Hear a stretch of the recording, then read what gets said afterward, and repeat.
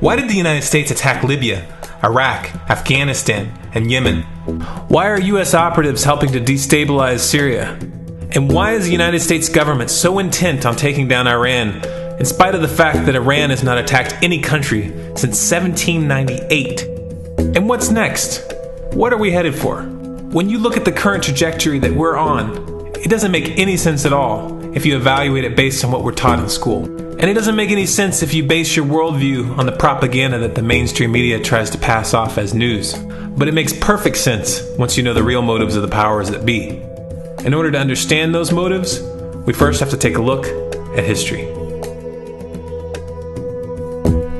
In 1945, the Bretton Woods Agreement established the dollar as the world reserve currency, which meant that international commodities were priced in dollars. The agreement, which gave the United States a distinct financial advantage, was made under the condition that those dollars would remain redeemable for gold at a consistent rate of $35 per ounce. The United States promised not to print very much money, but this was on the honor system, because the Federal Reserve refused to allow any audits or supervision of its printing presses. In the years leading up to 1970, expenditures in the Vietnam War made it clear to many countries that the U.S. was printing far more money than it had in gold. And in response, they began to ask for their gold back. This, of course, set off a rapid decline in the value of the dollar. The situation climaxed in 1971 when France attempted to withdraw its gold and Nixon refused. On August 15th, he made the following announcement. I have directed the Secretary of the Treasury to take the action necessary to defend the dollar against the speculators. I have directed Secretary Connally to suspend temporarily the convertibility of the dollar into gold or other reserve assets, except in amounts and conditions determined to be in the interest of monetary stability and in the best interest of the United States. This was obviously not a temporary suspension, as he claimed, but rather a permanent default. And for the rest of the world who had entrusted the United States with their gold, it was outright theft. In 1973, President Nixon asked King Faisal of Saudi Arabia to accept only US dollars as payment for oil and to invest any excess profits in US Treasury bonds, notes, and bills. In return, Nixon offered military protection for Saudi oil fields. The same offer was extended to each of the world's key oil-producing countries, and by 1975, every member of OPEC had agreed to only sell their oil in US dollars. The act of moving the dollar off of gold and tying it to foreign oil instantly forced every oil-importing country in the world to start maintaining a constant supply of Federal Reserve paper. And in order to get that paper, they would have to send real physical goods to America. This was the birth of the petrodollar. Paper went out, everything America needed came in, and the United States got very, very rich as a result. It was the largest financial con in recorded history.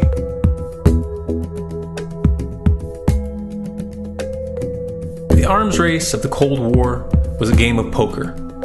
Military expenditures were the chips, and the US had an endless supply of chips. With the petrodollar under its belt, it was able to raise the stakes higher and higher, outspending every other country on the planet, until eventually US military expenditures surpassed that of all other nations in the world combined. The Soviet Union never had a chance. The collapse of the communist bloc in 1991 removed the last counterbalance to American military might. The United States was now an undisputed superpower with no rival.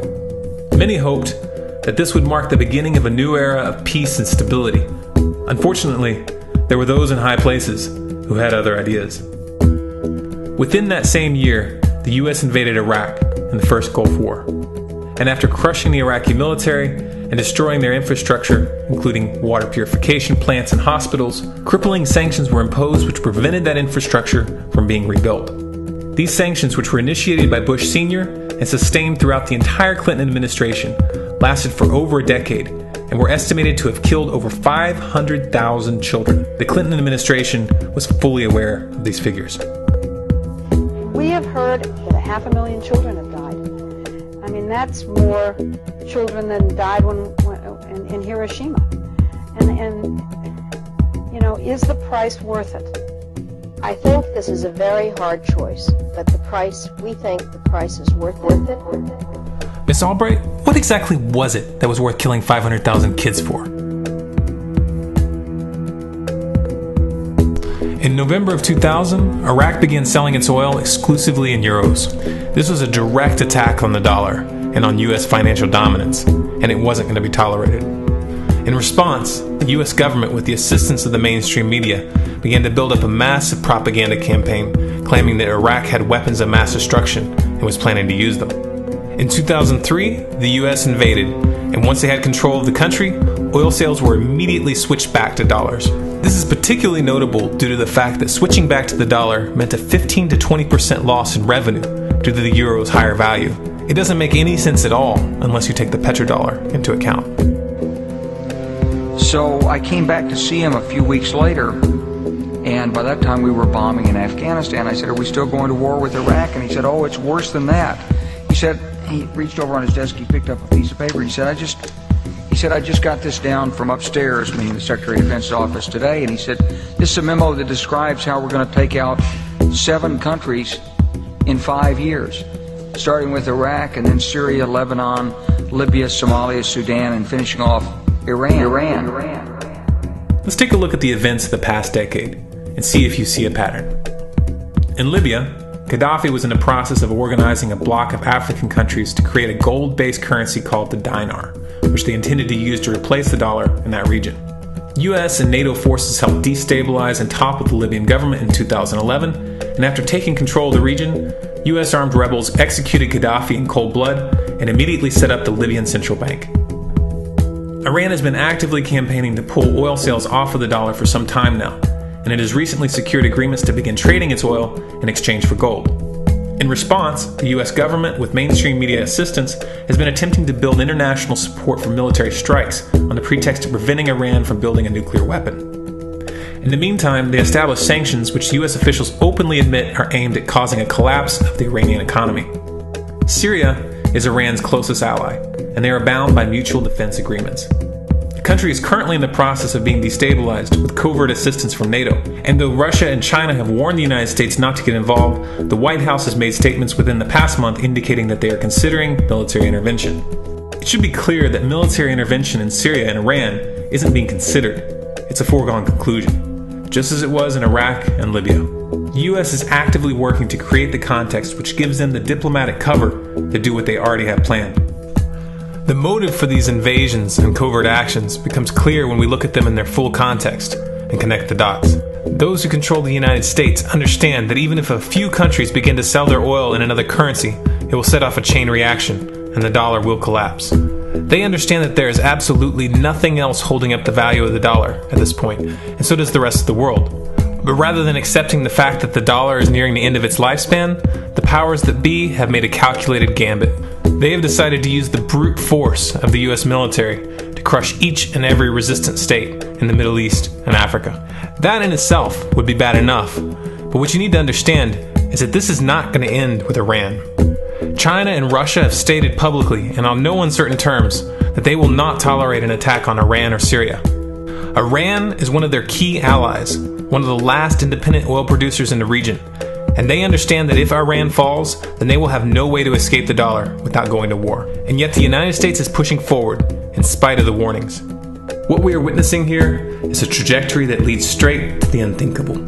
It's a trajectory that was mapped out years ago in full awareness of the human consequences. But who was it that put us on this course? What kind of psychopath is willing to intentionally set off a global conflict that will lead to millions of deaths just to protect the value of a paper currency?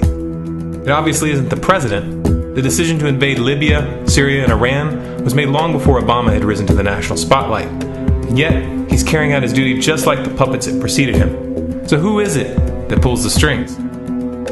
Often the best answer to questions like this are found by asking another question. Qui bono? Who benefits? Obviously, those who have the power to print the dollar out of thin air have the most to lose if the dollar were to fall. And since 1913, that power has been held by the Federal Reserve. The Federal Reserve is a private entity owned by a conglomerate of the most powerful banks in the world. And the men who control those banks are the ones who pull the strings. To them, this is just a game. Your life and the lives of those you love are just pawns on their chessboard. And like a spoiled 4-year-old who tips the board onto the floor when they start to lose, the powers that be are willing to start World War III to keep control of the global financial system.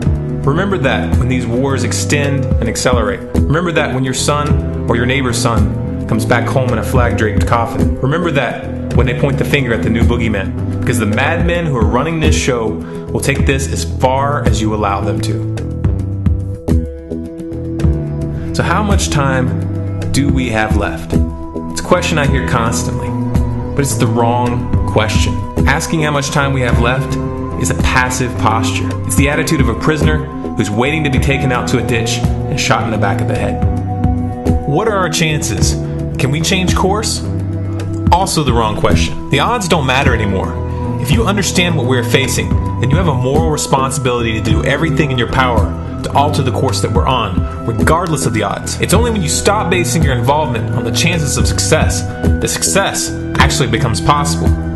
To strip the ill-begotten power from the financial elites and to bring these criminal cartels to justice will require nothing less than a revolution. The government is not going to save us. The government is completely infiltrated and corrupt to the core. Looking to them for a solution at this point is utterly naive. There are 3 stages of revolution, and they are sequential. Stage 1 is already underway. Stage 1 is the ideological resistance.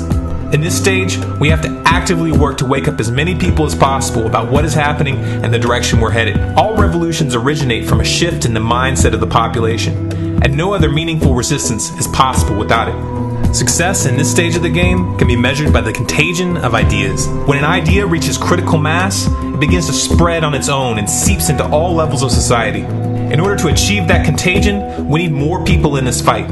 We need more people speaking out, making videos, writing articles, getting this information onto the national and international stage. And we especially need to reach the police and the military. Stage 2 is civil disobedience, also known as nonviolent resistance. In this stage, you put your money where your mouth is, or more accurately, you withhold your money and your obedience from the government, and you do everything in your power to bring the gears of the state to a halt. Practiced in mass, this method alone is often enough to bring a regime to its knees.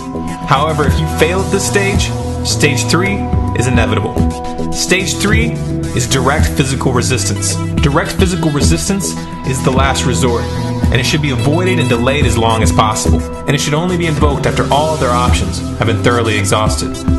There are those who talk tough and claim that they will resist when the time comes, but what those people fail to realize is that if you are inactive during the first 2 stages and save your efforts for the last resistance, then you will fail. When the Nazis were moving door to door, dragging people out of their homes in Germany, that was the time to fight back physically. But due to the lack of ideological resistance and civil disobedience leading up to that moment, even an armed uprising would have likely failed at that point. An armed uprising can only succeed if the people have established an attitude of active resistance. And active resistance is only possible after their minds have broken free from the mainstream propaganda. If you want to fight back, it's now or never. You're not going to get another chance, and the stakes are far higher than they were in Nazi Germany.